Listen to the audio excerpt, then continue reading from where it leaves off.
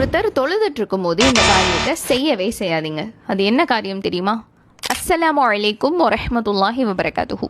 ஒருத்தர் தொழுதுட்டு இருக்காங்க அப்படின்னா அவங்களுக்கு முன்னாடி நம்ம கிராஸ் பண்றது, குறுக்கே செல்வது அப்படிங்கிறது இஸ்லாம் சொல்லக்கூடிய மிகப்பெரிய பாவங்கள்ல ஒன்றாக இருக்கு.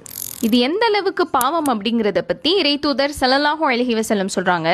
தொழுபவருக்கு குறுக்கே செல்பவர் அதனால் நமக்கு ஏற்படும் கெடுதியை, பாவத்தை அறிந்தால் அவருக்கு குறுக்கே செல்வதற்கு பதில் 40 நாட்கள் நின்று கொண்டிருப்பது அவருக்கு நல்லதாக இருக்கும் அப்படின்னு சொல்றாங்க. இது எந்த அளவுக்கு இஸ்லாத்துல முக்கியமான விஷயங்கள்ல ஒண்ணு அப்படின்னா, நம்ம தொழுதுட்டு இருக்கும் போது யாராவது குறுக்கே போனாங்க அப்படின்னா நம்ம கையை நீட்டி தொழுகையில இருக்கும் போதே அவங்கள தடுக்கிறதுக்கான உரிமை நமக்கு இருக்கு. அதே மீறி அவங்க போனாங்கன்னா அவங்க கிட்ட சண்டை போடுற அளவுக்கு நமக்கு உரிமை இருக்கு இந்த விஷயத்துல. எனவே தொழக்கூடிய நாம ஒவ்வொரு தடவையும் நம்ம தொழுகைக்கு முன்னாடி சுத்ரா அப்படிங்கிற ஏதாவது ஒரு தடுப்பை வச்சுட்டு தொழணும். இது நபி ஸல்லல்லாஹு அலைஹி வஸல்லம் அவங்களால வலியுறுத்தப்பட்ட சுன்னா.